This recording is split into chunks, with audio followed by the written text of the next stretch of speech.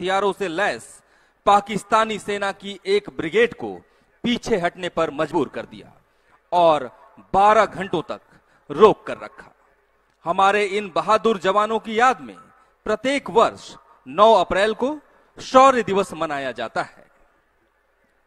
इस लड़ाई में साहस दिखाने वाले 2nd बटालियन के शूरवीरों को पराक्रम पदकों से सम्मानित करने के लिए आयोजित अलंकरण समारोह में देश के तत्कालीन गृह मंत्री श्री गुलजारी लाल नंदा ने बयान देते हुए कहा था, This battle will go down in the history of Indian police, nay, in the history of military battle.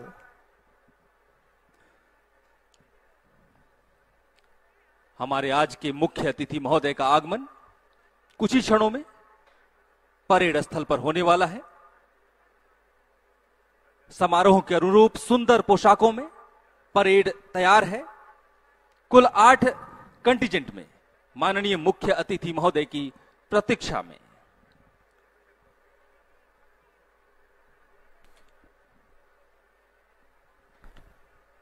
As we watch these men in uniform, we remember a nation's strength. आगमन हुआ हमारे आज के मुख्य अतिथि महोदय का।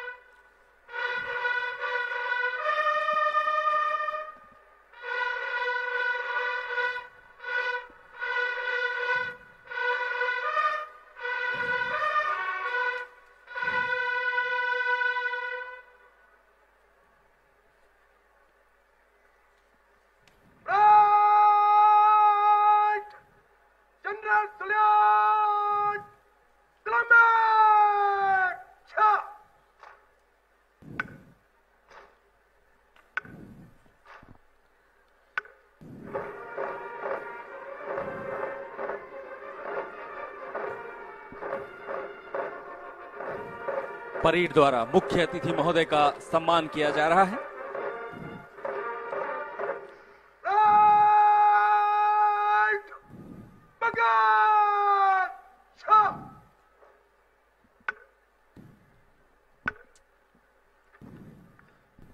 परेड ने सम्मान किया माननीय मुख्य अतिथि महोदय का और अब चल पड़े हैं parade commander Shri Vijay Singh Khatana, commandant, महानिदेशक सीआरपीएफ, महानिदेशक जम्मू कश्मीर पुलिस और महानिदेशक एनएसजी की प्रशंसा डिस्क से सम्मानित जम्मू कश्मीर, उत्तर पूर्व और नक्सल प्रभावित क्षेत्रों में तैनाती का विस्तृत अनुभव, बहुमुखी प्रतिभा के धनी हमारे आज के परेड कमांडर श्री विजय सिंह खटाना मुख्य अतिथि महोदय को रिपोर्ट देते हुए।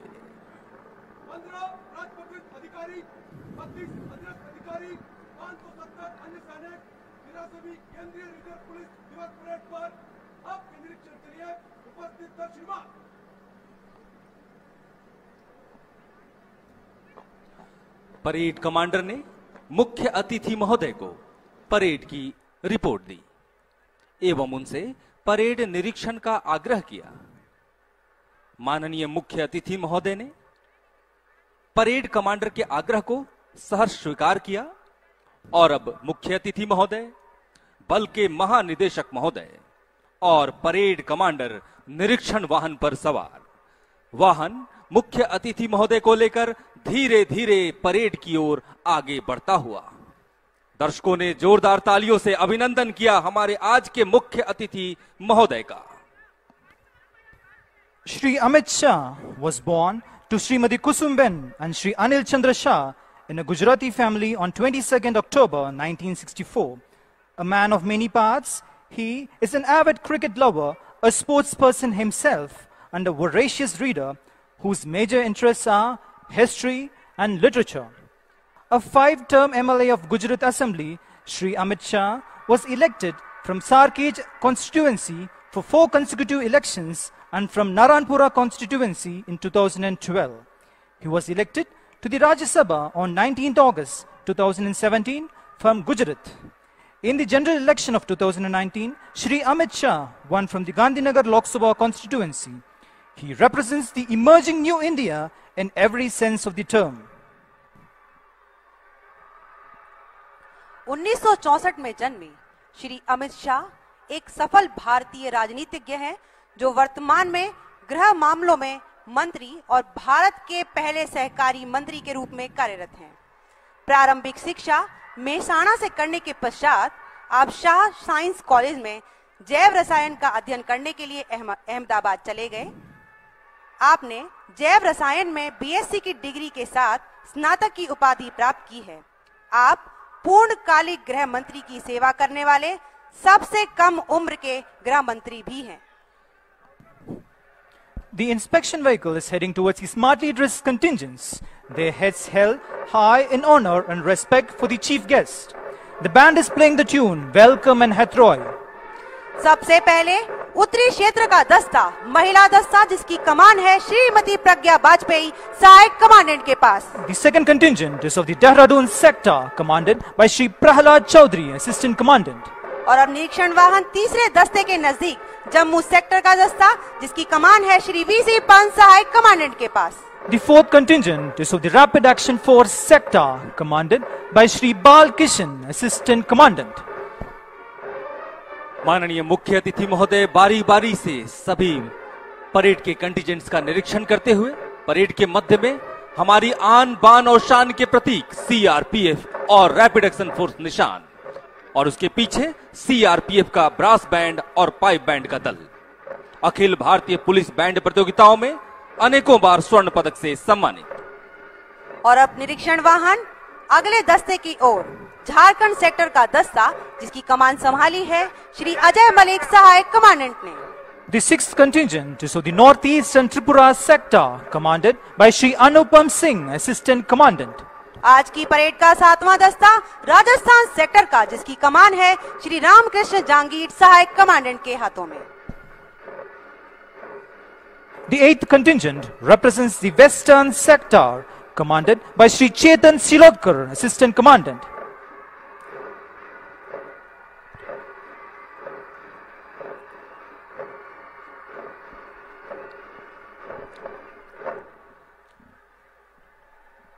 केंद्रीय रिजर्व पुलिस बल ने अपनी स्थापना काल से ही देश के समक्ष आने वाली प्रत्येक चुनौती का डटकर मुकाबला करते हुए भारत को आंतरिक रूप से अखंड और सुरक्षित बनाया है। चाहे देश की सीमाओं को सुरक्षित रखने की जिम्मेवारी हो अथवा लोकतंत्र के महापर्व चुनाव के दौरान अपनी महत्वपूर्ण सेवाओं एवं निष्पक्ष भाव से विश्व के सबसे बड़े लोकतांत्रिक देश की परंपरा को अबाध्य गति से जारी रखना हो, हर बार देश ने सिर्फ और सिर्फ सीआरपीएफ को यह जिम्मेवारी सौंपी है। सीआरपीएफ देश के अलग अलग भागों में सामान्य प्रशासन के साथ कदम से कदम मिलाते हुए न सिर्फ सुरक्षा सुनिश्चित करती है बल्कि आम जनमानस के मन में सुरक्षित होने का भाव भी जगाती है।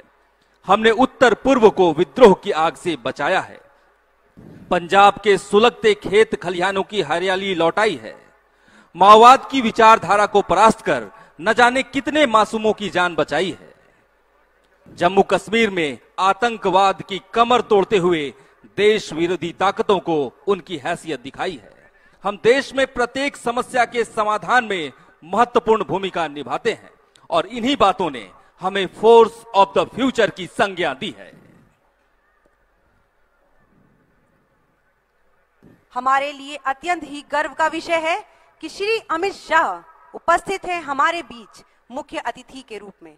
आज भारत के सिरमौर जम्मू कश्मीर के जम्मू शहर की इस पावन धरती पर आयोजित 83वीं सीआरपीएफ दिवस परेड के दस्तों के निरीक्षण के पश्चात मुख्य अतिथि महोदय वापस सलामी मंच की ओर।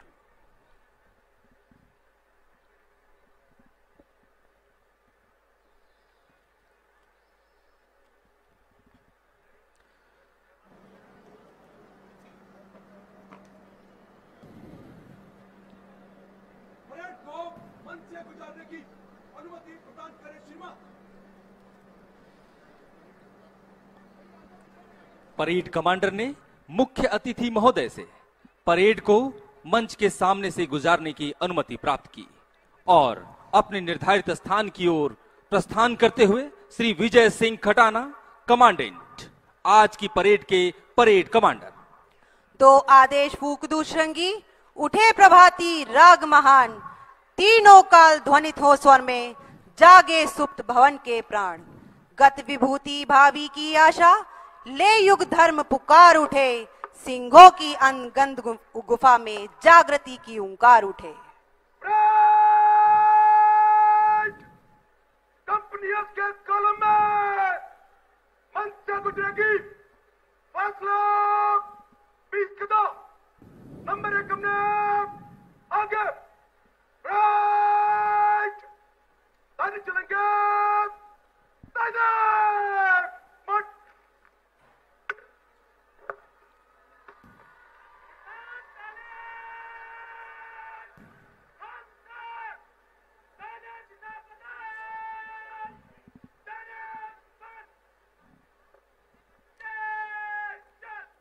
वर्ष 2019 की गणतंत्र दिवस परेड में सर्वश्रेष्ठ मार्चिंग कंटिजेंट से सम्मानित सीआरपीएफ की टुकड़ी और वर्ष 2022 में पॉपुलर वोट कैटेगरी में सर्वश्रेष्ठ मार्चिंग कंटिजेंट सीआरपीएफ की टुकड़ी रही है।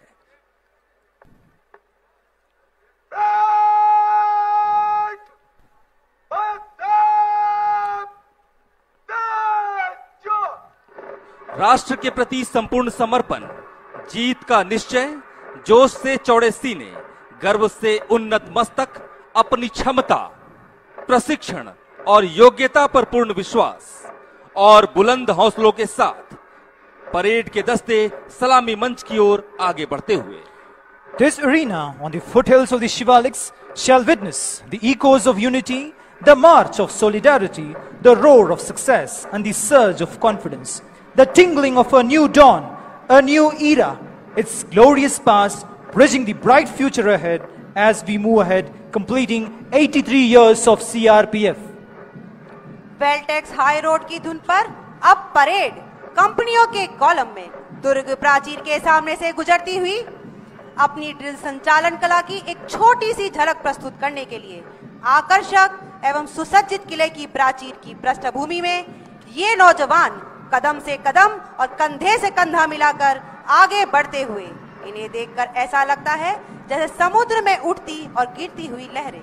समय जैसे ठहर गया हो, इन्हें देखना एक सुखद अनुभूति है। मेरा आपसे अनुरोध है कि जब आपके सामने से हमारी आन बान और शान के प्रतीक सीआरपीएफ और आरएफ निशान आपके सामने से गुजरे तो कृपया आप सभी अपने स्थान पर खड़े होकर निशान को सम्मान देंगे, वर्दीधारी सल्यूट करेंगे। पैगाम प्रेम का देते मंदिर मस्जिद गुरुद्वारे, गुलशन है वतन हमारा, हम पहरेदार अमन के, हम पहरेदार अमन के। To the tune of Sare Jahan Se Acha, the parade is now marching towards the saluting base. The smart turnout and the excellent march past exhibits the capability to work together, breathe together and move towards their goal with confidence. बड़े ही जोश के साथ parade commander और द्वितीय कमान अधिकारी ने अभिनंदन किया मुख्य अतिथि महोदय का। और उनके 3 कदम पीछे आज की परेड के परेड द्वितीय कमान अधिकारी श्री अजय सिंह परमार और अब आज की पहली टुकड़ी महिला टुकड़ी जिसकी कमान है श्रीमती प्रज्ञा वाजपेयी सहायक कमांडेंट के हाथों में। And approaching the saluting dais now is the proud contingent of the Dehradun sector commanded by Shri Prahalad Chaudhary, Assistant Commandant. और अब मंच की ओर अग्रसर आज की परेड का तीसरा दस्ता जम्मू सेक्टर का, जिसकी कमान संभाल रहे हैं श्री वीसी पंत सहायक कमांडेंट। मेरा आपसे अनुरोध है कि कृपया निशान के सम्मान में अपने स्थान पर खड़े हो जाएं, वर्दीधारी सल्यूट करें। और अब नीली छापेदार डांगरी में रैपिड एक्शन फोर्स की टुकड़ी दंगा और दंगे जैसी स्थितियों में अपनी उपस्थिति मात्र से ही शांति स्थापना के पैगाम को देते रैपिड एक्शन फोर्स की टुकड़ी कमान कर रहे हैं श्री बाल किशन सहायक कमांडेंट।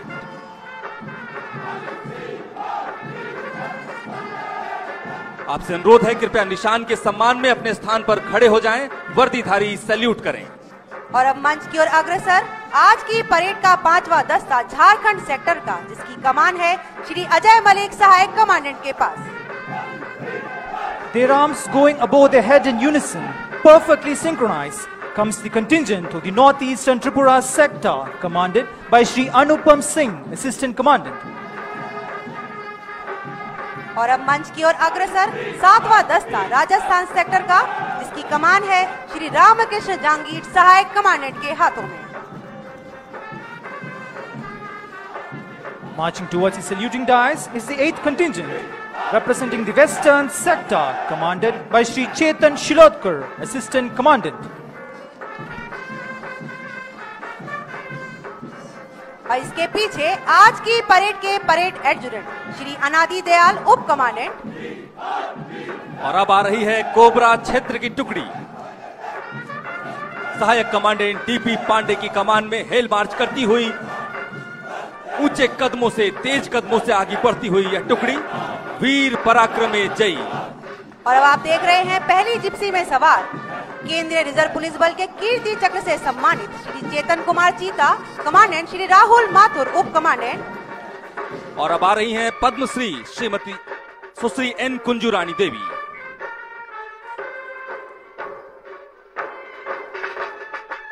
और इनके पीछे दिलीप मलिक, शौर्य चक्र से सम्मानित श्री आर के सिंह। और उनके पीछे बाई जिप्सी में सवार हैं श्री दिलीप मलिक, उप कमांडेंट इंस्पेक्टर धर्मवीर सिंह, हवलदार प्रफुल्ल कुमार। दाई जिप्सी में सवार हैं श्री कुलदीप सिंह चाहर, हवलदार दिनेश राजा। अगली जिप्सी में दाहिनी ओर श्री जितेश कुमार उप commandant, inspector Shyamveer Singh, constable Amarnath. बाएं Shri Vinod P Joseph, Shri D Santosh Kumar, constable Sable. अगली जिप्सी में दाहिनी ओर श्री चंदन कुमार, सहायक commandant, SI Riyaz Alam, constable Zakir Hussain. बाएं अनिरुद्ध प्रताप सिंह, सुखविंदर सिंह, सुनील चौधरी और अंत में जिले सिंह, सहायक कमांडेंट। और अब मुख्य अतिथि महोदय का अभिवादन करते बल के खिलाड़ी जिन्हें अर्जुन पुरस्कार से सम्मानित किया गया है, उनमें शामिल हैं श्री परमजीत सिंह, श्री अकरम शाह, श्री सुश्री ए अनीता चानू, सुश्री साना माता चानू, टॉम्बी देवी।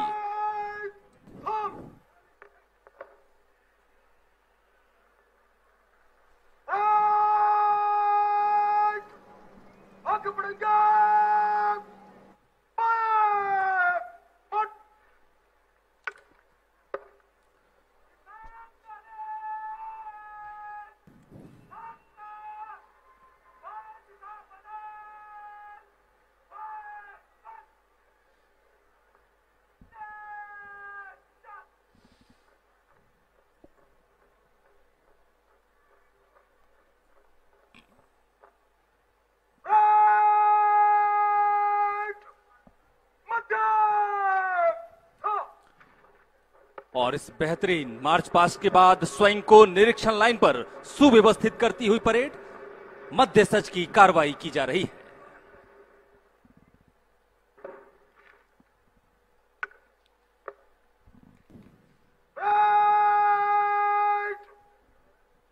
चक्र में आगे बढ़ेंगे।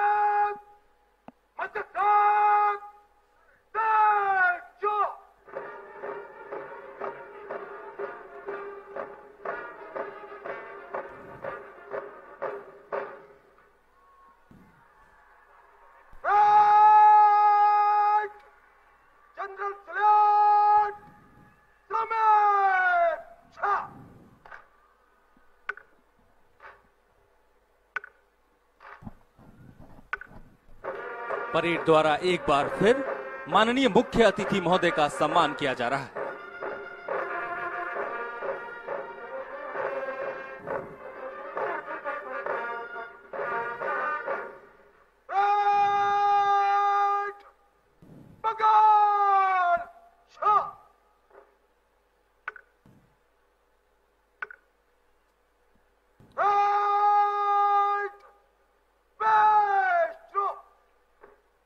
और अब मैं श्री कुलदीप सिंह महानिदेशक महोदय से स्वागत भाषण प्रस्तुत करने का अनुरोध करती हूं।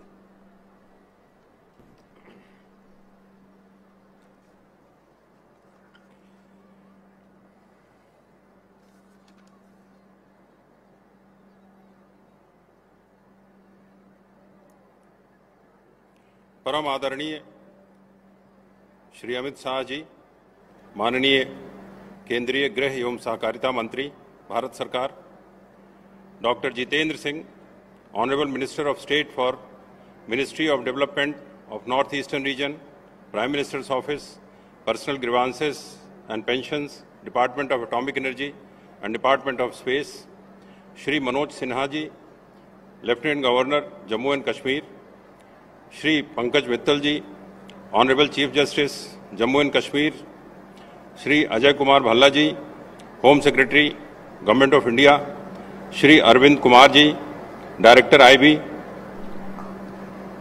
Advisor, Government of Jammu and Kashmir, Shri R.R. Bhatnagar ji, Advisor, Government of Jammu and Kashmir, Shri Farooq Khan ji, Shri Dilbag Singh, DG Jammu and Kashmir, Shri Pankaj Singh, DG BSF, Chief Secretary, Shri Arun Mehta जी,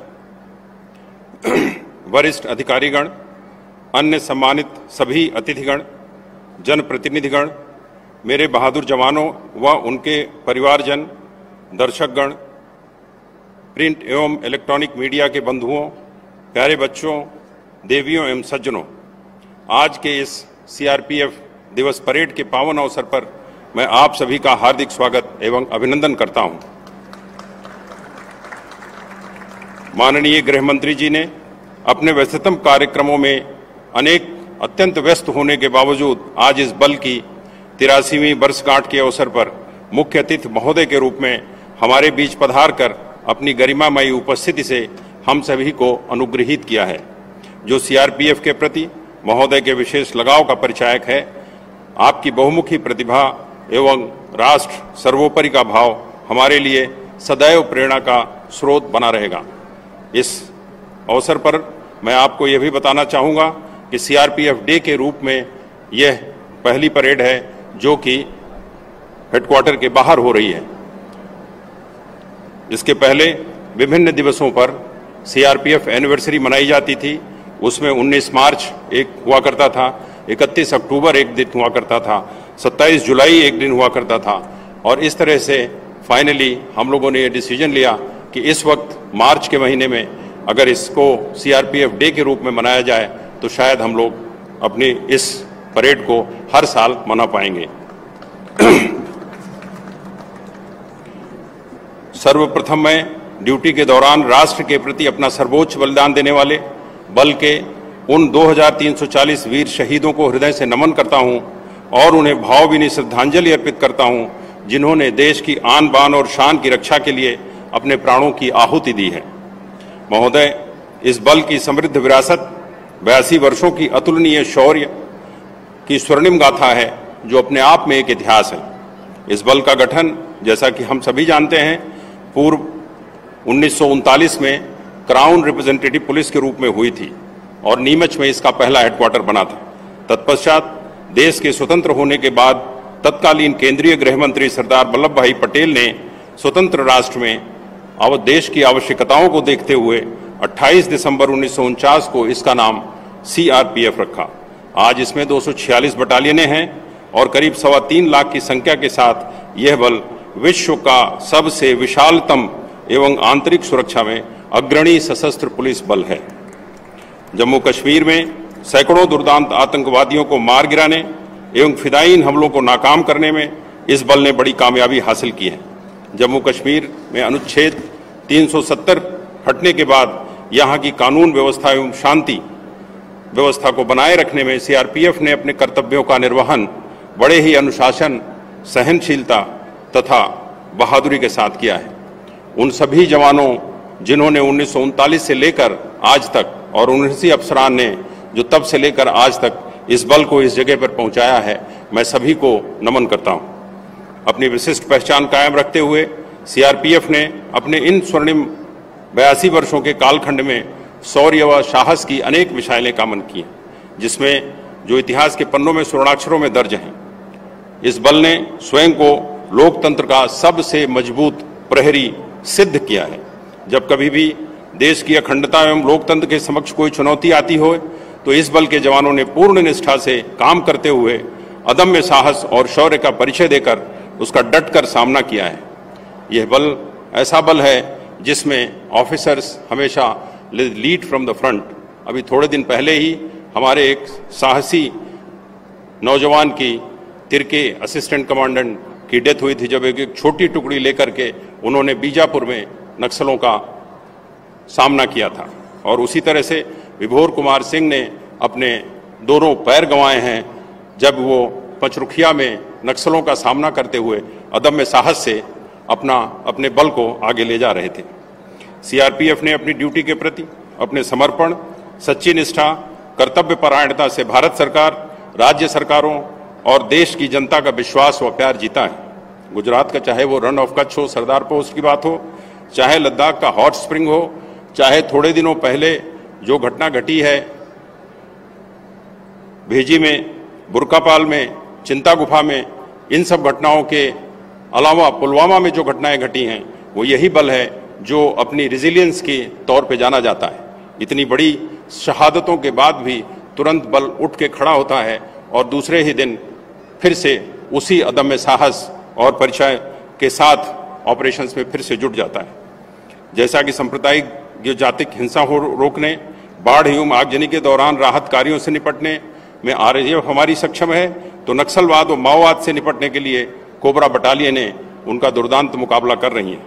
लोकतंत्र के मंदिर में, संसद की सुरक्षा में PDG battalion व VIP की सुरक्षा में वीआईपी सिक्योरिटी विंग एसडीजी है। यहाँ पर मैं आप लोगों को एक याद दिलाना चाहूंगा कि 2001 में जब संसद पर हमला हुआ था, उस वक्त की अगर आप क्लिप देखें तो उसमें ध्यान से अगर देखें तो जिधर से गोलियां आ रही हैं लोग उधर से भाग रहे हैं और हमारे बल के ऑफिसर्स और जवान उस दिशा में दौड़ रहे हैं, उस लोकतंत्र को, उस पार्लियामेंट को और उस चीज को बचाने के लिए। यह बल आंतरिक सुरक्षा के साथ साथ अपनी ड्यूटी से हटकर आम लोगों की सहायता के लिए समय समय पर अनुकरणीय कार्य करके अन्य को प्रेरित करने के उदाहरण भी हमेशा प्रस्तुत करता रहा है। इस बल ने देश में ही नहीं अपितु देश के बाहर भी संयुक्त राष्ट्र मिशन के अधीन कोसोवो, हाइती, श्रीलंका, लाइबेरिया इत्यादि में अपने कर्तव्यों को बखूबी निभाया है, जो इस बल के लिए ही नहीं बल्कि पूरे देश के लिए बहुत ही गर्व की बात है। महिला बटालियनों ने भी कई महत्वपूर्ण जिम्मेदारियां निभाई हैं और आज की इस परेड की संचालनता में पहली यूनिट महिलाओं द्वारा कमांडेड ही थी। वर्तमान में 6 महिला बटालियनों की वीरांगनाएं देश के विभिन्न भागों में अपनी सेवाएं देते हुए महिला सशक्तिकरण का परिचय दे रही हैं। विगत कई वर्षों में कोविड जैसी भयानक महामारी के दौरान जब हमारे जवानों ने अपनी जान की परवाह किए बिना फ्रंट वॉरियर के रूप में मानवीय आधार पर जगह जगह पर मास्क, सैनिटाइजर, दवा और खाने के पैकेटों का वितरण कर आम जनता की सहायता की, तो सीआरपीएफ के आदर्श वाक्य सेवा और निष्ठा को पूर्ण रूप से चरितार्थ किया।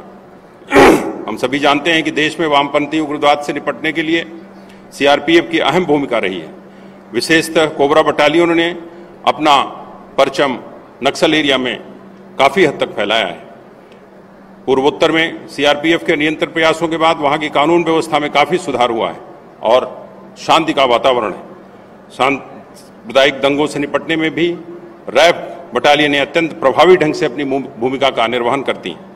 यह बल पूर्ण दक्षता एवं कार्यकुशलता से श्री अमरनाथ यात्रा, माता वैष्णो देवी, राम जन्मभूमि, कृष्ण जन्मभूमि, संसद भवन की सुरक्षा इत्यादि का दायित्व भी सफलतापूर्वक निभा रहा है। हाल ही में हुए देश के 5 राज्यों में विधानसभा चुनावों को शांतिपूर्ण ढंग से कराने के लिए सीआरपीएफ को फिर से नोडल एजेंसी के रूप में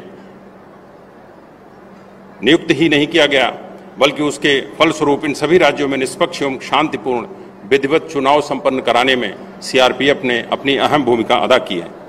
आज दिन प्रतिदिन आने वाली नई चुनौतियों से निपटने के लिए, बल की परिचालनिक क्षमता को बढ़ाने के लिए और इन आवश्यकताओं को देखते हुए बल को विभिन्न प्रकार के light bullet proof, medium bullet proof गाड़ियां, रिकवरी वैन, उच्च तकनीक से सुसज्जित हथियार, नाइट विजन डिवाइस जैसे उन्नत साजो सामान से सुसज्जित किया गया है। ऑपरेशन के दौरान घायल जवानों को एडवांस्ड ट्रॉमा लाइफ सपोर्ट उपलब्ध कराने हेतु फील्ड हॉस्पिटल, मोटरसाइकिल एम्बुलेंस इत्यादि की व्यवस्था की गई है। छत्तीसगढ़ के दूर दराज इलाके में बासागुड़ा, चिंतलनार इत्यादि जगहों पर भी 6 फील्ड हॉस्पिटल्स की स्थापना की गई है।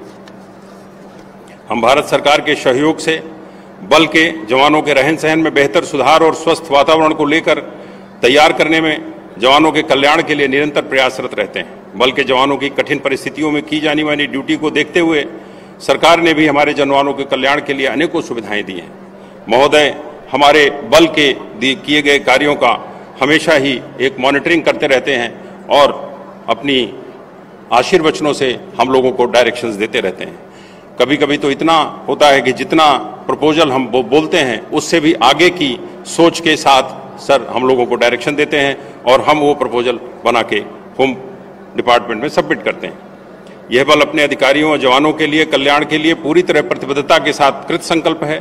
बल के कल्याण कार्मिकों के कल्याण के लिए कुछ महत्वपूर्ण भारत सरकार के पास प्रस्ताव जैसे रिस्क और हार्डशिप भत्तों को लागू करने की कुछ बातें, आवास किराए भत्ते की कुछ बातें, पोशाक भत्ते की कुछ बातें, जो हम समय समय पर MHA में उसके डिस्कशन करते रहते हैं और उसकी सैंक्शन भी पाते रहते हैं। कुछ हमारे प्रपोजल पेंडिंग हैं जिनको लेकर के हम अलग से गृह मंत्रालय में सर से बात करेंगे और उसके बाद उस पर कार्यवाही करने का अनुरोध करेंगे।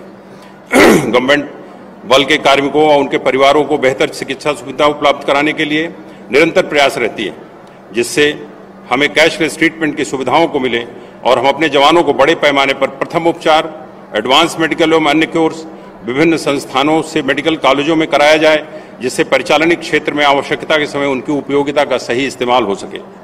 इससे जवानों को दूर दराज के इलाकों में तैनात रहने के कारण और उनके आश्रित परिवारों की स्वास्थ्य से संबंधित चिंताओं को दूर करने और आसान तरीके से इलाज कराने के लिए माननीय गृह मंत्री जी द्वारा केंद्रीय रिपु बल के जवानों को आयुष्मान भारत योजना के तहत आश्रित परिवारों को 5 लाख तक की मुफ्त इलाज की सुविधा उपलब्ध कराई गई है। मैं इस नेक एवं परोपकार कार्य के लिए माननीय गृह मंत्री भारत सरकार का हृदय से आभार व्यक्त करता हूं। कर्तव्य निर्वहन के दौरान प्रत्यक्ष व अदम्य साहस व असीम शौर्य प्रदर्शित करने की मान्यता में भारत सरकार द्वारा वर्ष 2020 के स्वतंत्रता दिवस के अवसर पर 4 शहीद हुए जवानों को शौर्य के लिए पुलिस पदक मरणोपरांत, 16 अधिकारियों एवं कार्मिकों को वीरता के लिए पुलिस पदक PMG और इसी तरह वर्ष 2020 के गणतंत्र दिवस एवं स्वतंत्रता दिवस के अवसर पर 10 अधिकारियों को उनकी विशिष्ट सेवाओं के लिए राष्ट्रपति के पुलिस पदक प्रदान किए हैं, जिन्हें आज की इस पावन वेला में माननीय मुख्य अतिथि महोदय के शुभ कर कमलों द्वारा अलंकृत किया जाएगा, जो वास्तव में हम सभी के लिए बहुत ही सुखद गौरव का पल होगा। अंत में मैं माननीय मुख्य अतिथि महोदय का एक बार पुनः हृदय के अंतःकरण से स्वागत करता हूं कि आपने अपने व्यस्त कार्यक्रमों में से कीमती समय निकालकर अपनी गरिमामय उपस्थिति से आज की इस 83वीं CRPF की भव्य परेड की गरिमा और शोभा बढ़ाई है और हम सभी को अनुग्रहित किया है। महोदय, आपकी उपस्थिति से प्राप्त हुई प्रेरणा से हम सभी के मनोबल बहुत बढ़े हैं और निश्चित रूप से आने वाले समय में हम अपने कर्तव्य को और भी अधिक लगन, निष्ठा व समर्पण भाव से संपादित करने में उत्प्रेरक की तरह से आगे बढ़ेंगे। इसके साथ साथ मैं बल के उन सभी अधिकारियों, कार्मिकों तथा उनके परिजनों को भी विशेष अग्रिम बधाई देते हुए उनके उज्जवल भविष्य की कामना करता हूं, जिनमें आज इस भव्य समारोह के दौरान उनकी विशिष्ट सेवाओं के लिए अलंकृत किया जाएगा। इसके पश्चात मैं एक लाइन की उस लाइन के साथ अपना वक्तव्य शेष अंत करूंगा, जो कि हमारे नीमच में शहीद स्थल पर लिखी हुई है। मुहूर्ते ज्वलितम श्रेय न च धूमायिते चिरा। यह बल इस शब्द को अक्षर बाय अक्षर मानता है और उसको परिचायित करता है कि तुरंत अपना शौर्य और परिचायक दिखा करके अपने को समाप्त कर लेना ज्यादा बेहतर है, अपने को देश पर बलिदान कर देना ज्यादा बेहतर है, न कि धुएं की तरह धीरे धीरे सुलगते रहना। जय हिंद, जय भारत, जय CRPF। धन्यवाद महोदय। और अब अगली कार्रवाई पदक अलंकरण एवं ट्रॉफी वितरण की होगी। अब मैं माननीय मुख्य अतिथि महोदय से अनुरोध करता हूं कि देश के अलग अलग भागों में तैनाती के दौरान अपनी बहादुरी के प्रदर्शन हेतु वीरता के पुलिस पदक से सम्मानित बल सदस्यों को पदक से अलंकृत करने की कृपा करें।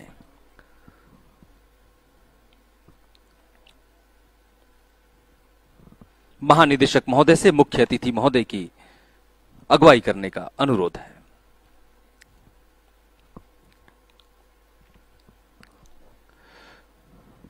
जुलाई 2016 को छत्तीसगढ़ के सुकमा जिले के भेजी थाना क्षेत्र में माओवादियों की उपस्थिति की गुप्त सूचना मिलने पर 208 कोबरा ने श्री अंबुज कुमार श्रीवास्तव के नेतृत्व में सघन तलाशी अभियान चलाया। इस अभियान के दौरान 208 कोबरा की टीम संख्या 16 ने घने जंगल में छिपे माओवादियों की पहचान की और उन पर भीषण हमला किया।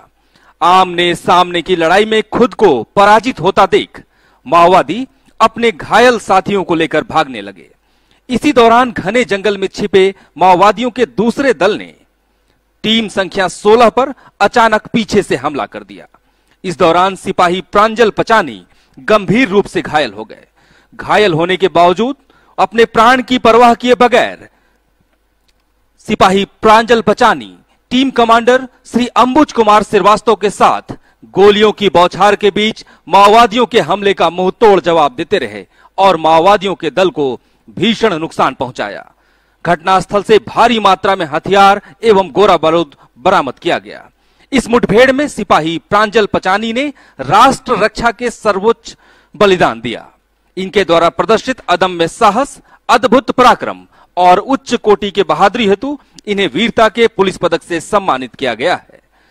पदक प्राप्त करेंगी शहीद प्रांजल पचानी की माताजी श्रीमती अरुणा पचानी।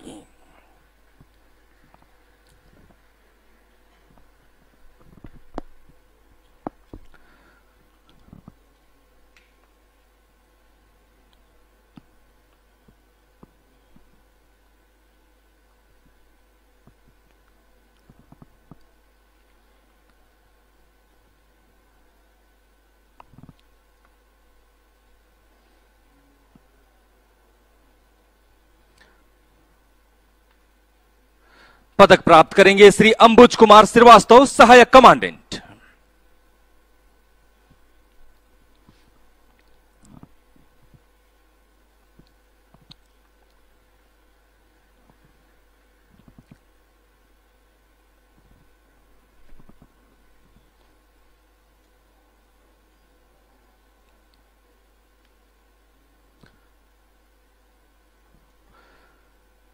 छत्तीसगढ़ के सुकमा जिले के डिब्बा मार्का क्षेत्र में दुर्दांत माओवादी कमांडर की उपस्थिति की पुख्ता सूचना मिलने पर 208 कोबरा ने सर्च एवं डिस्ट्रॉय अभियान चलाया।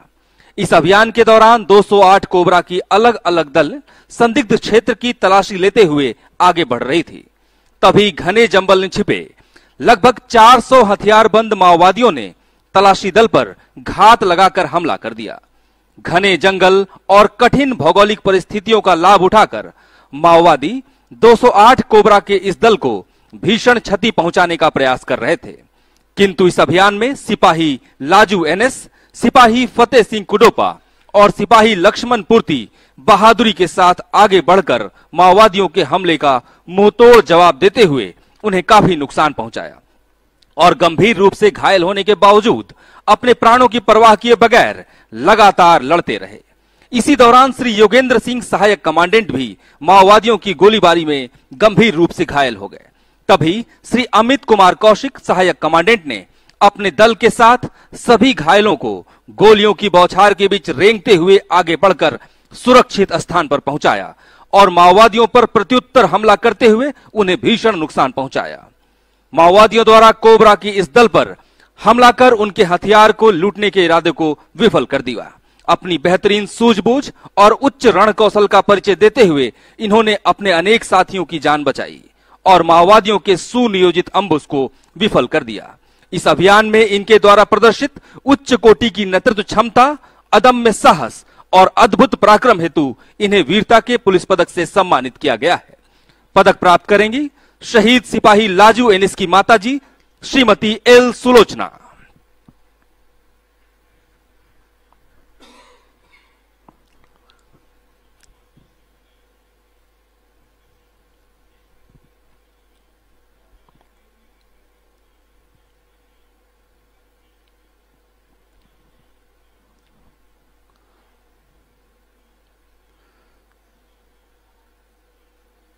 शहीद फतेह सिंह कोडोपा की माताजी श्रीमती बैजयंती बाई।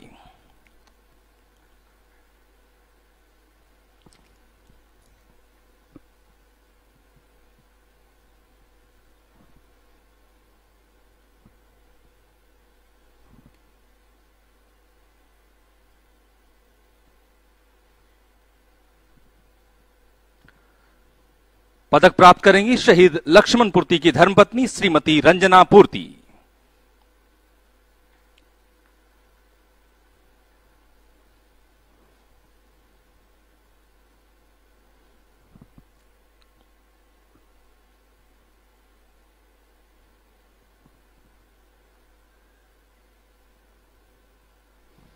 श्री अमित कुमार कौशिक, सहायक कमांडेंट।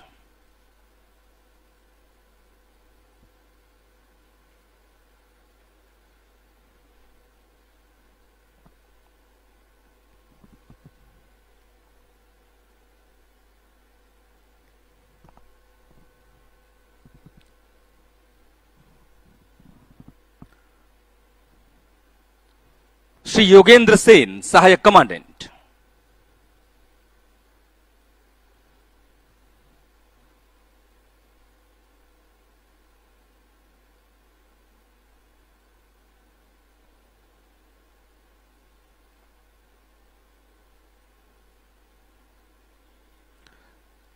उप निरीक्षक कुलदीप सिंह।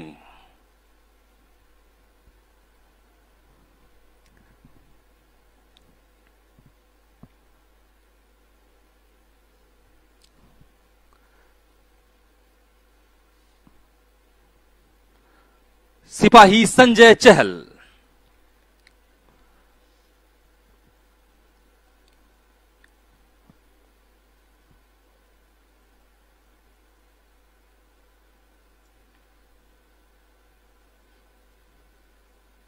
सिपाही मनोज कुमार बारिक।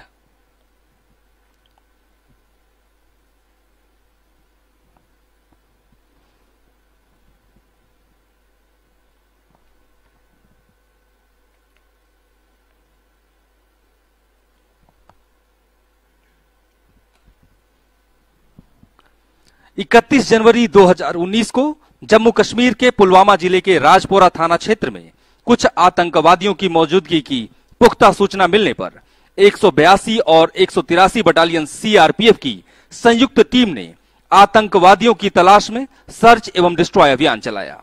जब तलाशी दल संदिग्ध घर के नजदीक पहुंच रहा था, तभी घर में छिपे माओवादियों ने तलाशी दल पर भीषण गोलीबारी शुरू कर दी। इसी दौरान श्री शशिकांत राय, उप कमांडेंट, अपनी टीम के साथ भीषण गोलीबारी के बीच घने आबादी वाले क्षेत्र में छिपे जैसे मोहम्मद आतंकवादी संगठन के 2 दुर्दांत आतंकवादियों को मार गिराया और भारी मात्रा में हथियार एवं गोला बारूद बरामद किया। इस अभियान में इनके द्वारा प्रदर्शित अनुकरणीय नेतृत्व, अदम्य साहस और पराक्रम हेतु इन्हें वीरता के पुलिस पदक से अलंकृत किया गया है। पदक प्राप्त करेंगे श्री शशिकांत राय, उप कमांडेंट।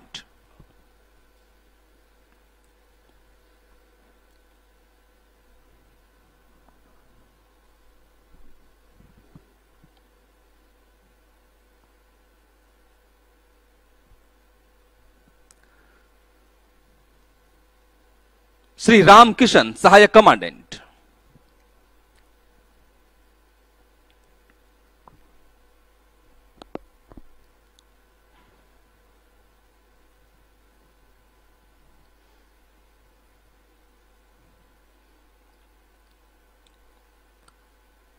सिपाही सूरज कुमार।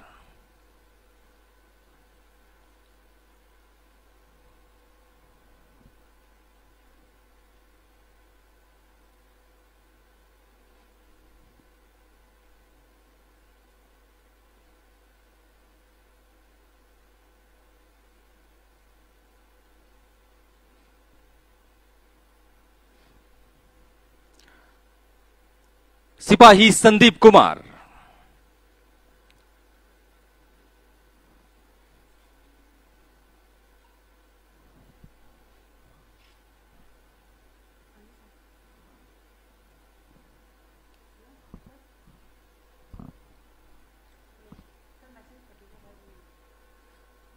इक्कीस जनवरी 2019 को जम्मू कश्मीर के शोपिया जिले के सेरमल गांव में आतंकवादियों की उपस्थिति की सूचना मिलने पर 178 बटालियन द्वारा घेराबंदी एवं तलाशी अभियान चलाया गया।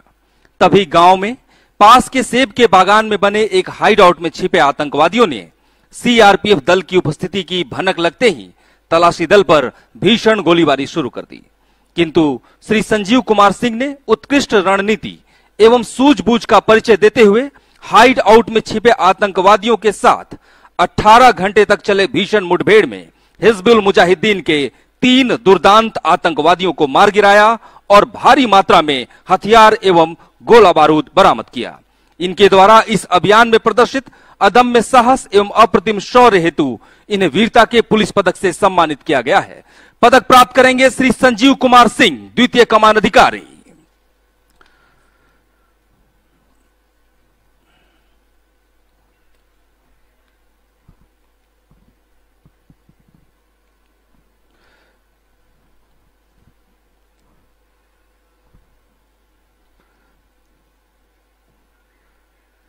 सिपाही जहांगीर मुनव्वर। दर्शकों से अनुरोध है जोरदार तालियां बजाते रहें इन बहादुरों के सम्मान में, इनका मनोबल बढ़ाते रहें।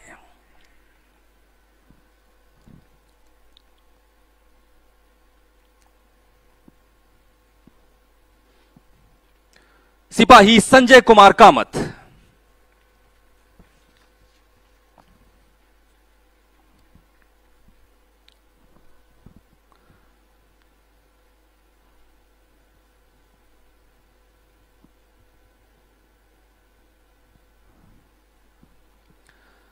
सत्ताईस मार्च 2019 को जम्मू कश्मीर के सोपिया में आतंकवादियों की उपस्थिति की सूचना मिलने पर ऑप्स कश्मीर की सेक्टर क्यूएटी टीम ने सर्च एवं डिस्ट्रॉय अभियान चलाया।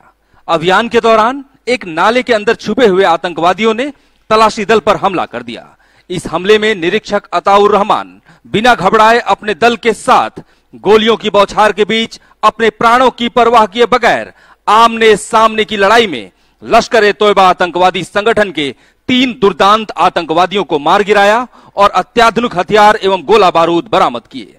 इस अभियान में इनके द्वारा प्रदर्शित उत्कृष्ट नेतृत्व, अदम्य साहस और उच्च कोटि के पराक्रम हेतु इन्हें वीरता के पुलिस पदक से सम्मानित किया गया है। पदक प्राप्त करेंगे निरीक्षक अताउर रहमान। दर्शकों से अनुरोध है जोरदार तालियां बजाते रहें इन वीरों के सम्मान में।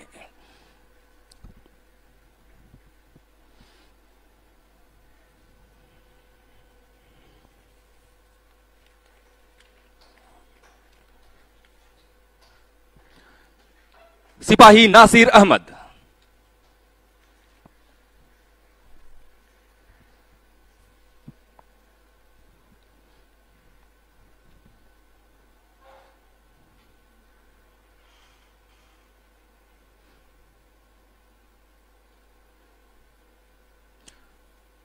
सिपाही नजीर अहमद।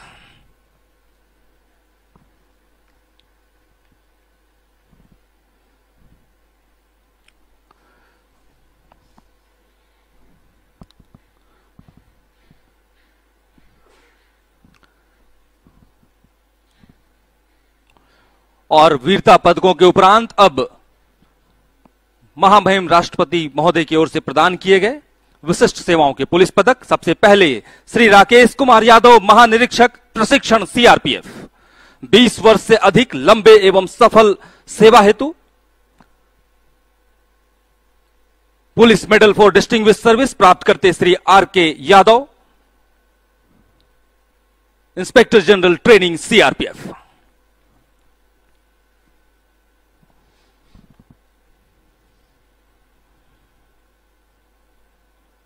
श्री सैयद मोहम्मद हसनैन, महानिरीक्षक कम्युनिकेशन डायरेक्टरेट।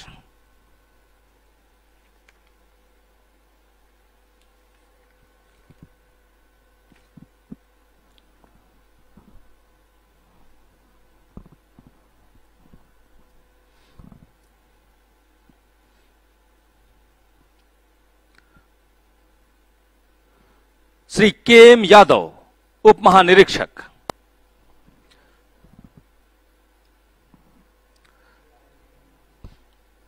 बीस वर्षों से भी अधिक लंबी एवं सफल सेवा हेतु police medal for distinguish service से सम्मानित होते बल के अधिकारीगण। श्रीमती सीमा डूंडिया, उप महानिरीक्षक।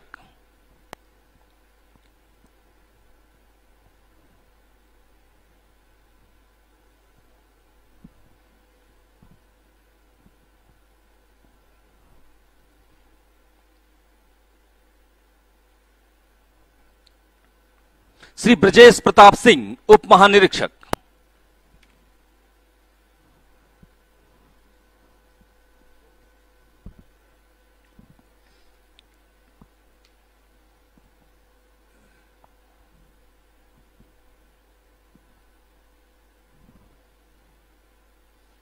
श्री भूपिंदर सिंह, उप महानिरीक्षक। आप सभी को गणतंत्र दिवस 2020 के अवसर पर police medal for distinguish service से सम्मानित किया गया था और आज यह अवसर है कि मुख्य अतिथि महोदय द्वारा आपको पदक से अलंकृत किया जा रहा है। और अब स्वतंत्रता दिवस 2020 के अवसर पर प्रदान किए गए विशिष्ट सेवाओं के पुलिस पदक श्री अखिलेश प्रसाद सिंह, उप महानिरीक्षक।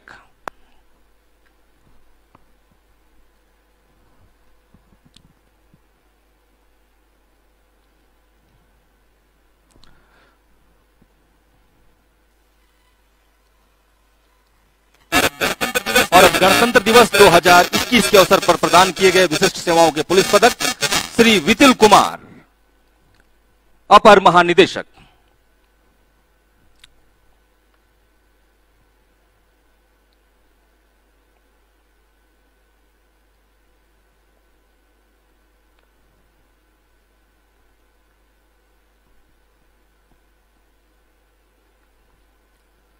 श्री प्रकाश डी, महानिरीक्षक।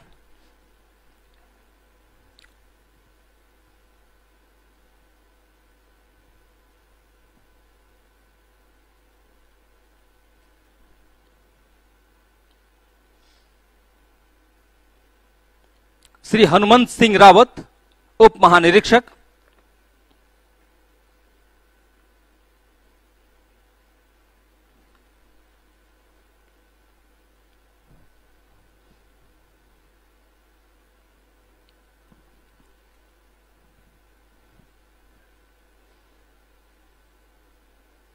श्री के थॉमस जॉब, उप महानिरीक्षक, आंतरिक सुरक्षा अकादमी, माउंट आबू।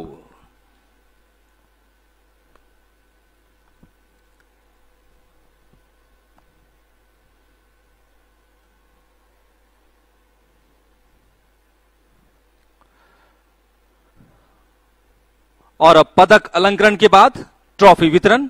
सबसे पहले सर्वश्रेष्ठ प्रशिक्षण संस्थान की ट्रॉफी, यह ट्रॉफी दी जा रही है सीटीसी नीमच को। ट्रॉफी ग्रहण करेंगे श्री भूपत सिंह चौहान, महानिरीक्षक, सीटीसी नीमच। दर्शकों से अनुरोध है जोरदार तालियां बजाएं सीआरपीएफ के सर्वश्रेष्ठ प्रशिक्षण संस्थान की trophy central training college Neemuch को।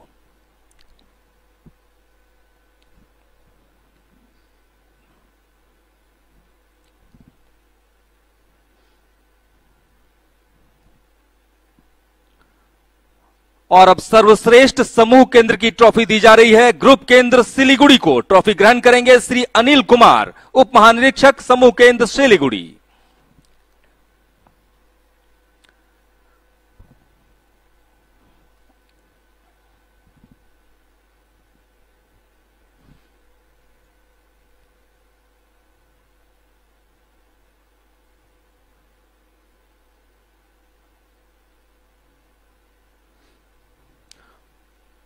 और अब उत्तर पूर्व में तैनात सीआरपीएफ की सर्वश्रेष्ठ परिचालनिक बटालियन की ट्रॉफी दी जा रही है 20 बटालियन को। ट्रॉफी ग्रहण करेंगे श्री स्वर्ण सिंह, कमांडेंट, 20 बटालियन।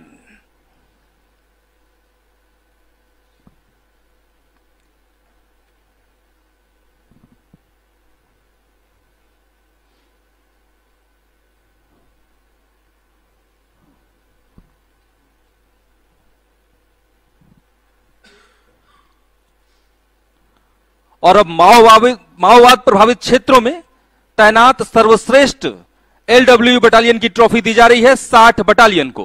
ट्रॉफी ग्रहण करेंगे Shri Anand Kumar, commandant, 60 battalion. 60 battalion वर्तमान में झारखंड के चाईबासा में तैनात है और वर्ष के दौरान इन्होंने सर्वाधिक अभियान चलाया है और आज सर्वश्रेष्ठ left wing extremist operational battalion की ट्रॉफी। और अब जम्मू कश्मीर क्षेत्र में तैनात सर्वश्रेष्ठ बटालियन की ट्रॉफी दी जा रही है। 178 बटालियन को ट्रॉफी ग्रहण करेंगे श्री सुरजीत कुमार, कमांडेंट 178 बटालियन। दर्शकों से अनुरोध है कि जोरदार तालियां बजाते रहें।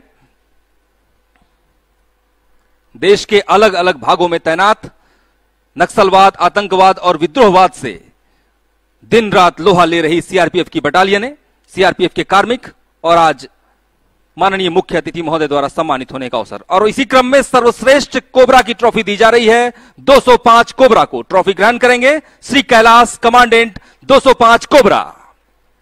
205 कोबरा वर्तमान में बिहार के गया क्षेत्र में तैनात है और वर्ष के दौरान सर्वाधिक सफल अभियान हेतु इन्हें सर्वश्रेष्ठ कोबरा वाहिनी की ट्रॉफी दी गई है।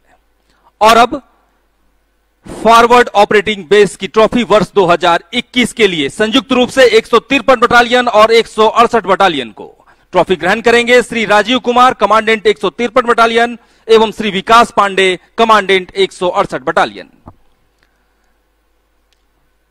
फॉरवर्ड ऑपरेटिंग बेस सबसे दूर दराज वाले इलाकों में अपनी बेस की स्थापना करना और सफल अभियान को लॉन्च करना। माननीय मुख्य अतिथि महोदय द्वारा आज दोनों ही वाहिनी के कमांडेंट महोदय को सम्मान किया गया।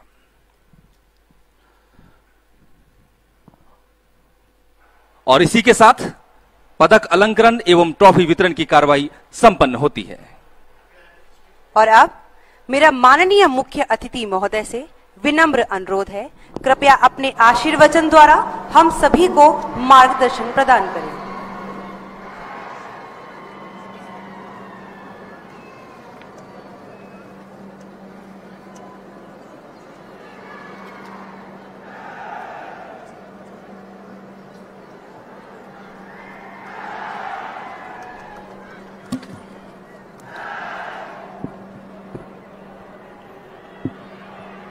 आज के कार्यक्रम में उपस्थित जम्मू कश्मीर के उपराज्यपाल माननीय मनोज सिन्हा जी,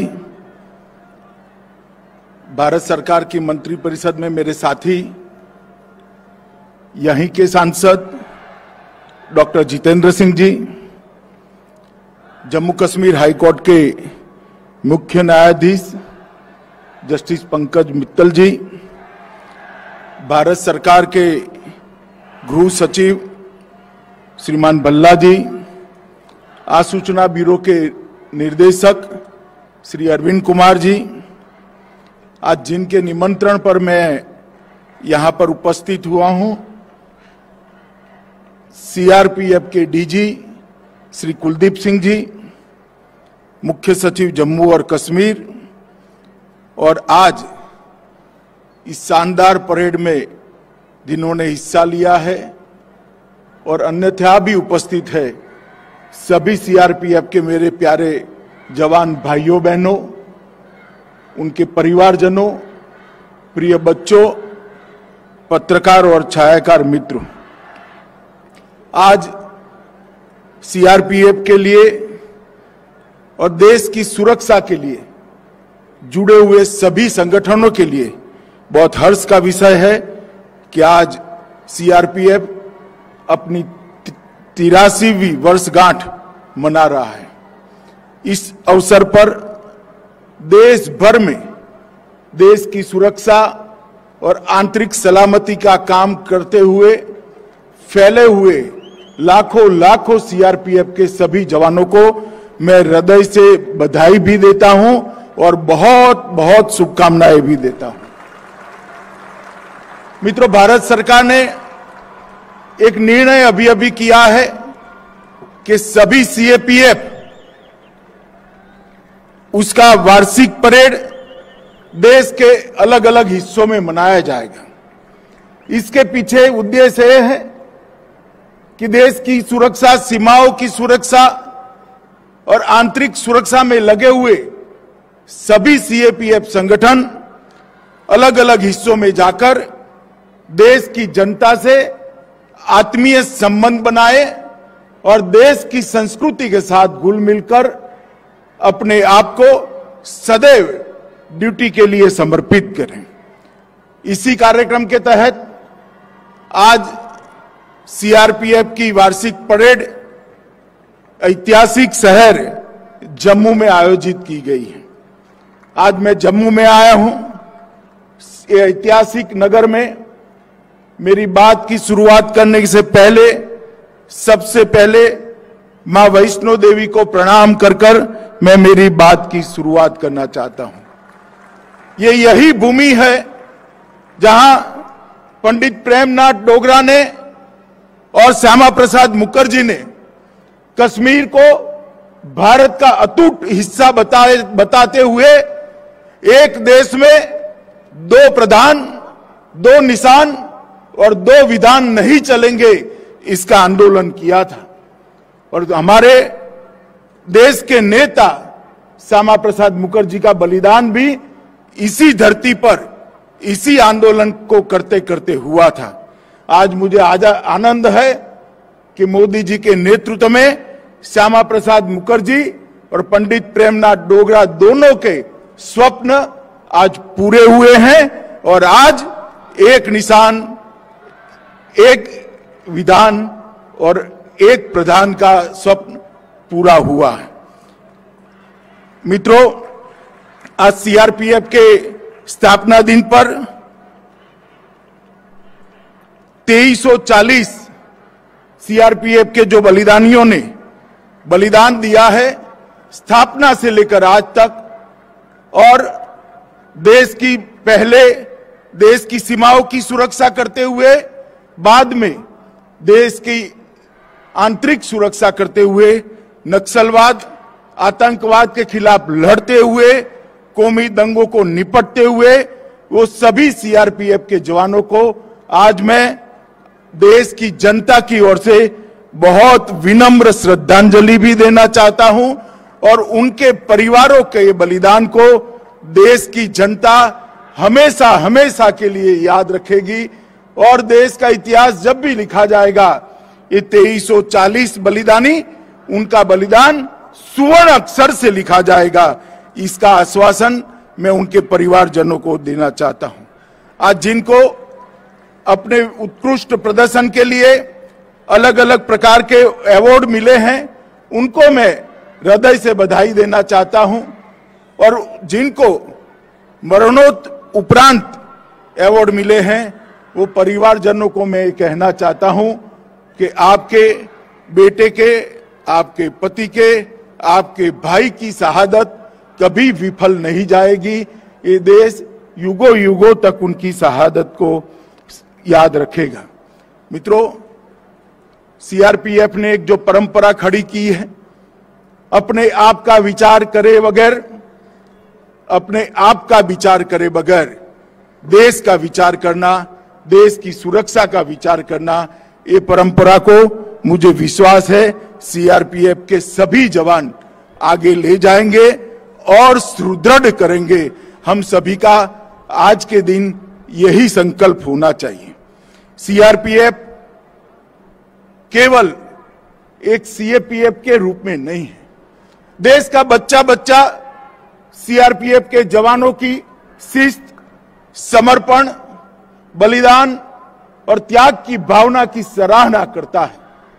बचपन से मैंने देखा है, कोई भी दंगा हो, सीआरपीएफ के जवान आते ही लोगों के मन में ये आश्वस्ति हो जाती है कि अब दंगा शांत हो जाएगा, अब परिस्थिति को सीआरपीएफ संभाल देगी। ये आश्वस्ति वैसे ही नहीं होती, अनेक सालों के परिश्रम और उज्जवल इतिहास के आधार पर ये आश्वस्ति होती है। चाहे नक्सल एरिया हो, चाहे कश्मीर के अंदर पाक प्रेरित आतंकवादियों का सामना करना हो, चाहे उत्तर पूर्व के अंदर अशांति फैलाने वाले ग्रुपों को समाप्त कर शांति को बहाल करना हो, ये तीनों क्षेत्र में सीआरपीएफ ने बहुत सराहनीय भूमिका निभाई है। और मैं विश्वास के साथ कह सकता हूं, जिस प्रकार से मोदी जी के प्रधानमंत्री बनने के बाद कश्मीर, माओवादी क्षेत्र और उत्तर पूर्व में जिस दृढ़ता के साथ सीआरपीएफ ने काम शुरू किया है। मुझे विश्वास है कि कुछ ही सालों के अंदर ये तीनों क्षेत्र के अंदर शायद सीआरपीएफ को बहाल करने की जरूरत ही न हो। चिर शांति का एक साम्राज्य तीनों क्षेत्र में हम बना पाएंगे, इसका मुझे विश्वास है। और अगर ये होता है तो उसका मुख्य श्रेय सीआरपीएफ के जवानों को ही जाएगा। आज के दिन ही 1950 के दिन देश के प्रथम गृह मंत्री और लौह पुरुष, जिनके कारण आज हम एक अखंड भारत का स्वरूप देख रहे हैं, सरदार पटेल ने सीआरपीएफ को ध्वज दिया था। और आज वहीं से शुरू हुआ ये संगठन 246 बटालियन और 3,25,000 के जवानों के बल के साथ देश का सबसे बड़ा सशस्त्र बल बनकर उभरा है, जिसकी विश्वसनीयता न केवल देश, दुनिया में जिसकी विश्वसनीयता का लोहा लेने के लिए एक भी सशस्त्र संगठन तैयार नहीं है, इसका मुकाबला नहीं कर सकता है। इस प्रकार का एक अद्भुत संगठन आज खड़ा हुआ है। मित्रों, आज जब सीआरपीएफ का स्थापना दिन है, हम हॉट स्प्रिंग को कैसे भूल सकते हैं। 21 अक्टूबर 1959 को चीनियों ने जब हमला किया, सीआरपीएफ के कुछ जवान मामूली से शस्त्र बल के साथ अनुपात में बहुत कम संख्या के साथ भीड़ गए और देश की एक एक इंच जमीन के लिए वीरता से लड़कर अपने प्राणों का बलिदान दिया। और पूरा देश आज वो घटना को नहीं भूल सकता। और इसीलिए 21 अक्टूबर को पूरे देश के सभी पुलिस बल पुलिस दिवस के रूप में मनाकर हॉट स्प्रिंग पर सीआरपीएफ के जवानों ने जो वीरता और बलिदान का जज्बा दिखाया, इससे प्रेरणा लेकर देश की आंतरिक सुरक्षा के लिए पुनः अपने आप को समर्पित करते हैं। 9 अप्रैल 1965 को सरदार पोस्ट पर कच्छ में जब पाक की इन्फेंट्री ब्रिगेड ने हमला कर दिया, तब भी सीआरपीएफ की जवान ही वहां मौजूद थे। उन्होंने अपना सर्वोच्च बलिदान देते हुए जहां तक शरीर में रक्त की एक बूंद थी वहां लड़ाई लड़ी और देश की भूमि को बचाने का प्रयास किया। ये दोनों घटनाएं देश के इतिहास के, देश की सुरक्षा के अंदर सुवर्ण अक्षर से लिखी थे और हमेशा सीआरपीएफ और पूरे देश को ये दोनों घटनाओं को पर गर्व होता है। इसीलिए 9 अप्रैल को हम शौर्य दिन के रूप में भी मनाते हैं। मित्रों, एक जमाना था जब नक्सलवाद, नॉर्थ ईस्ट थिएटर, कश्मीर में पाक प्रेरित आतंकवाद, 90 के दशक में ये सभी जगहों पे हिंसा चरम सीमा पर थी और देश की आंतरिक सुरक्षा का दृश्य देखकर देश के हर नागरिक के मन में चिंता होती थी कि देश का भविष्य क्या होगा, देश के भविष्य को हम कैसे सलामत रखेंगे, हमारे सार्वभौमत्व को कैसे अक्षुण्ण बनाकर रखेंगे, देश की आंतरिक सुरक्षा को कैसे संभालेंगे। मगर कुछ ही सालों में 2 दशक के कम समय के अंदर सीआरपीएफ ने, चाहे नक्सलवाद का क्षेत्र हो, चाहे नॉर्थ ईस्ट हो, चाहे कश्मीर का थिएटर, सभी जगह पर अपनी दृढ़ इच्छा शक्ति का परिचय बताते हुए देश को छीन विशीन करने वाली शक्तियों को समाप्त करने के कगार पर आज सीआरपीएफ पहुंचा है।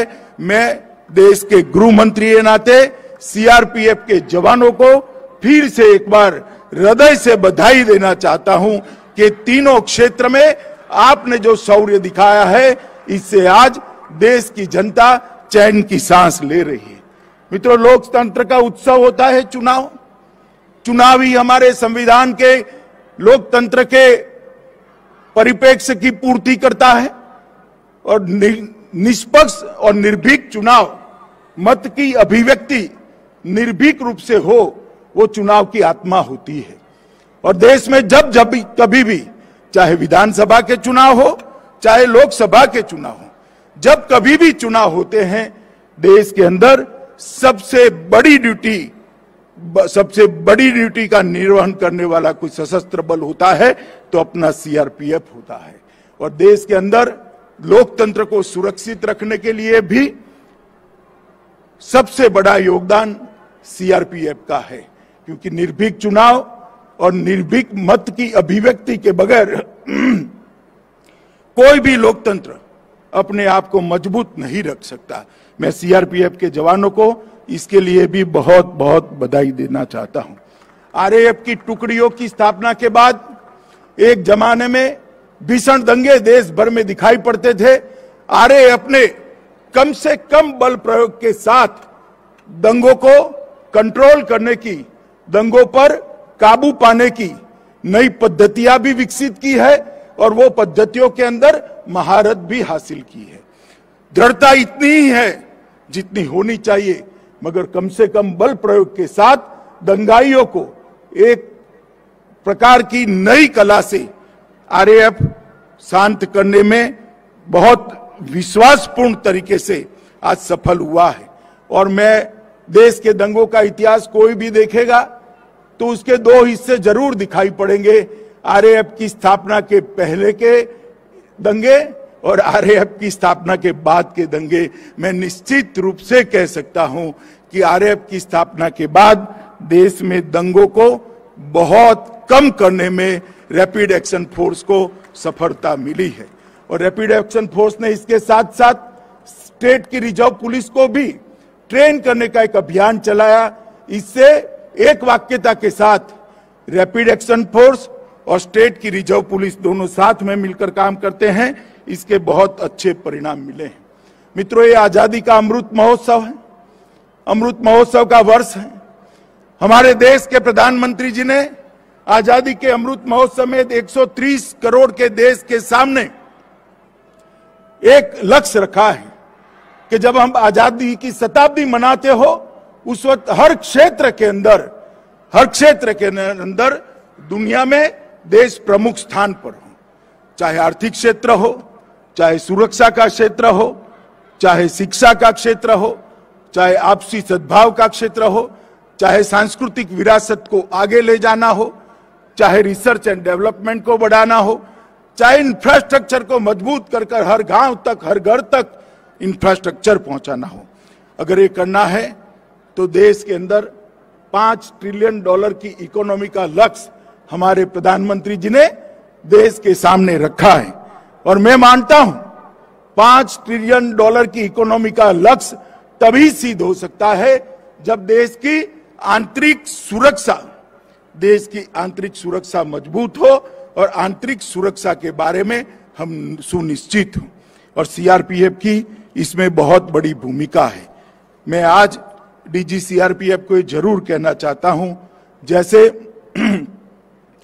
देश के अंदर हर क्षेत्र, हर इकाई अपने लक्ष्य तय कर रहा है, सीआरपीएफ भी आजादी के अमृत महोत्सव के वर्ष में एक शताब्दी तक के सीआरपीएफ का रोड मैप, आने वाली चुनौतियां और आने वाली टेक्नोलॉजी को, उपलब्ध टेक्नोलॉजी को और आने वाली टेक्नोलॉजी को आत्मसात करने की रणनीति दोनों बनाकर सीआरपीएफ को सबसे आधुनिक, सबसे सक्षम और सबसे इफेक्टिव सशस्त्र बल बनाएं। इस दिशा में हमने काम करना होगा। मुझे विश्वास है कुलदीप जी के नेतृत्व में सीआरपीएफ की पूरी टीम इसको आगे बढ़ाएगी। मित्रों, आज एक कार्यक्रम जम्मू कश्मीर में रखा है, तब मैं निश्चित रूप से जम्मू कश्मीर की स्थिति का भी बात करना चाहूंगा। 2014 में नरेंद्र भाई देश के प्रधानमंत्री बनने के बाद जम्मू कश्मीर की स्थिति में इतने कम अंतराल के अंदर बहुत बड़ा परिवर्तन आया है। सबसे पहली बात, जम्मू कश्मीर में लोकतंत्र को गांव तक पहुंचाने की शुरुआत हुई है। आज जम्मू कश्मीर के लिए और देश भर के लिए गर्व की बात है, 33,000 से ज्यादा प्रतिनिधि ये लोकतंत्र का हिस्सा बना है। हर गांव में पंच सरपंच गांव को विकास के रास्ते पर आगे ले जा रहे हैं। तहसील पंचायतें बनी हैं, जिला पंचायतें बनी हैं। लोकतंत्र को जमीन पर पहुंचाने में आज नरेंद्र मोदी सरकार को बहुत बड़ी सफलता मिली है। मित्रों, इसके साथ ही धारा 370 हटाने के कारण दलितों, पिछड़े वर्ग, महिलाओं और पहाड़ी लोगों को एक प्रकार से जो विकास की प्रक्रिया से कहीं न कहीं कटे हुए थे, नए कानूनों के तहत इन सबको समाहित करते हुए सर्वस्पर्शीय, सर्वसमावेशक विकास की शुरुआत जम्मू कश्मीर में हुई है। और मैं मानता हूं कि जम्मू कश्मीर के अंदर सबसे बड़ा काम हुआ है, जो सशस्त्र बलों की सबसे बड़ी सफलता है कि यहां पर आतंकवाद पर एक निर्णायक कंट्रोल लेने में सशस्त्र बलों को सफलता मिली है। औद्योगिक विकास भी देश की आजादी से लेकर अब तक जितना इन्वेस्टमेंट जम्मू कश्मीर में आया है, हमारे एलजी साहब यहां बैठे हैं, मैं उनको बहुत बहुत मनोज जी को बधाई देना चाहता हूं कि 33,000 करोड़ से ज्यादा का इन्वेस्टमेंट जम्मू और कश्मीर के अंदर जमीन पर उतारने में जम्मू कश्मीर प्रशासन को सफलता मिली है। प्रधानमंत्री पैकेज के सारे पहलुओं को पूर्ण करने के लिए द्रुत गति से काम हो रहा है। हर घर जल, बिजली हर घर पहुंचाना, कोरोना के लिए एक अद्भुत व्यवस्था खड़ी करना, हर घर में शौचालय पहुंचाना, हर घर के अंदर आयुष्मान भारत का कार्ड पहुंचाना, ये सारी योजनाओं में 100% सैचुरेशन जम्मू कश्मीर लाया है। इसके लिए जम्मू कश्मीर प्रशासन बहुत बहुत बधाई का हकदार बनता है। सड़क निर्माण में सारे रिकॉर्ड तोड़ते हुए ये 5 साल के अंदर सड़क निर्माण आजादी के बाद सबसे तेज रफ्तार के साथ हुआ है।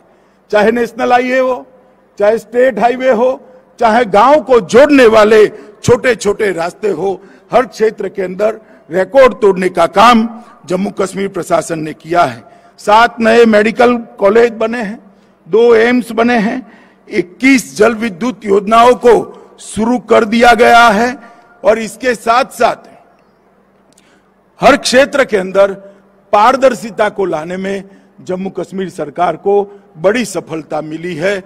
आजादी के बाद पहली बार भ्रष्टाचार के विरोध में एक बहुत बड़ा अभियान दोनों प्रकार से किया गया। भ्रष्ट लोगों को नसीहत करने का भी अभियान लिया गया और सिस्टम के अंदर से, प्रशासन के अंदर से भ्रष्टाचार कैसे नाबूद हो, इसके लिए भी एक बहुत बड़े बदलाव करने का काम जम्मू कश्मीर प्रशासन ने किया है। मैं आज इस मंच पर से जम्मू कश्मीर प्रशासन को भी बहुत बहुत बधाई देना चाहता हूं। मित्रों, मैं सीआरपीएफ पर हमेशा गर्व करता हूं, पूरा देश गर्व करता है। आज सीआरपीएफ का स्थापना दिन है। ये 3,25,000 जवानों का समूह आज के दिन देश की आंतरिक सुरक्षा और देश की सुरक्षा के लिए अपने आप को पुनः समर्पित करे और सीआरपीएफ का जो ऐतिहासिक रिकॉर्ड रहा है, ऐतिहासिक कार्यकाल रहा है, इसको आगे और तेजस्विता के साथ बढ़ाने का हम सब संकल्प करें। यही आप सबसे अपेक्षा भी है और यही आप सबसे अभ्यर्थना भी है। मित्रों, फिर से एक बार 2340 जवान जो अपना सर्वोच्च बलिदान दिए हैं, उनको श्रद्धांजलि देकर मेरी बात को मैं समाप्त करता हूं। वंदे मातरम। धन्यवाद महोदय। और अब मैं महानिदेशक महोदय से मुख्य अतिथि महोदय को स्मृति चिन्ह भेंट करने का अनुरोध करती हूं।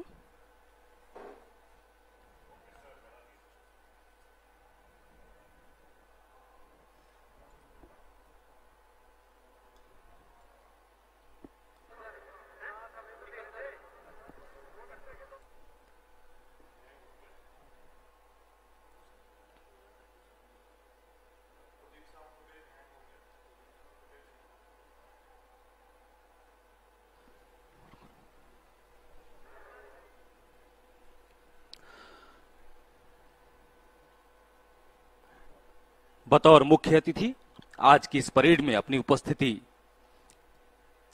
गरिमा में उपस्थिति हेतु मुख्य अतिथि महोदय को स्मृति चिन्ह भेंट किया जा रहा है। और अब मैं श्री श्याम सुंदर चतुर्वेदी, अपर महानिदेशक प्रशिक्षण से धन्यवाद ज्ञापन हेतु अनुरोध करती हूं।